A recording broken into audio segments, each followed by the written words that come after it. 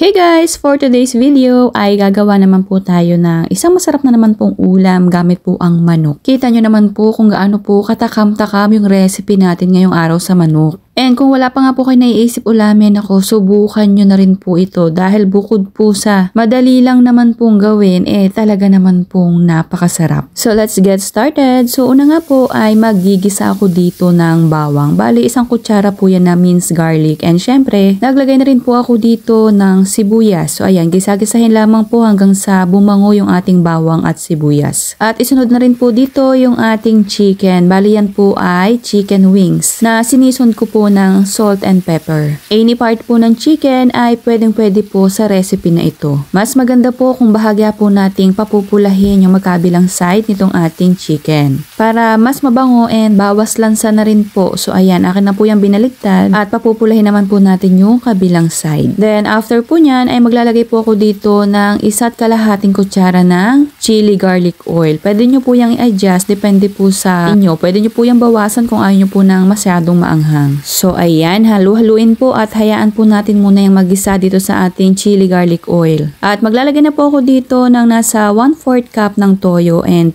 kalahating tasa po ng tubig. Naglagay na rin po ako dyan ng laurel at paminta. So ayan, halu-haluin at hayaan po natin yang makakulo. Alam nyo yung ganito pong recipe sa chicken talaga naman pong masarap din. Kaya naman kung hindi nyo pa po yan nasusubukan ako, subukan nyo na rin po. Dahil sigurado po akong magugustuhan nyo rin. So ayan, nung nagkukuluan na ay nilagyan ko naman po siya ng 1/4 cup din po ng suka at hayaan mo na makakulo. So ayan, nung after ilang minuto na ay binaligtad ko po yan para pantay naman po yung pagkakaluto at saka yung pinakang lasa dito sa ating manok. And naglagay na rin po ako dito ng nasa kalahating kutsara lang po ng asukal. Yan naman po ay optional lang. Bali pambalanse lang po ng lasa yan. So binaligtad ko po ulit at medyo hinanaan ko na po yung apoy dito ha. Gusto ko po talaga sa ulam ay hindi minamadali ang pagkakaluto para mas lumabas po yung natural na lasa niya. At naglagay na rin po ako dito ng kalahati pong pack ng all-purpose cream. Baka may magreklamo na naman po, sabihin nyo na naman po ay mahal. Dahil ng all-purpose cream, naku mga mi, pwede nyo naman po yung i-skip. Pero kung gusto nyo pong ma-achieve yung ganito pong lasa or sarap ng ating recipe ngayong araw, lagyan nyo na po ng all-purpose cream. Paminsan-minsan lang naman po yan, hayaan nyo na.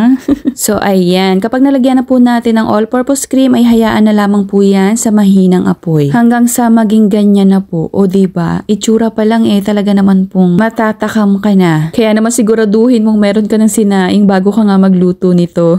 Pagkabango po nito at saka nako, yan pa lang pong naging pinakang sauce niya napakasarap po, ulam na at napakasarap din po niyang papakin. So kung nagustuhan niyo po yung recipe natin ngayong araw sa manok, paki-like and follow niyo naman po itong ating munting kusina para palagi po kayong updated kapag meron po tayong bagong recipe. Serve and enjoy!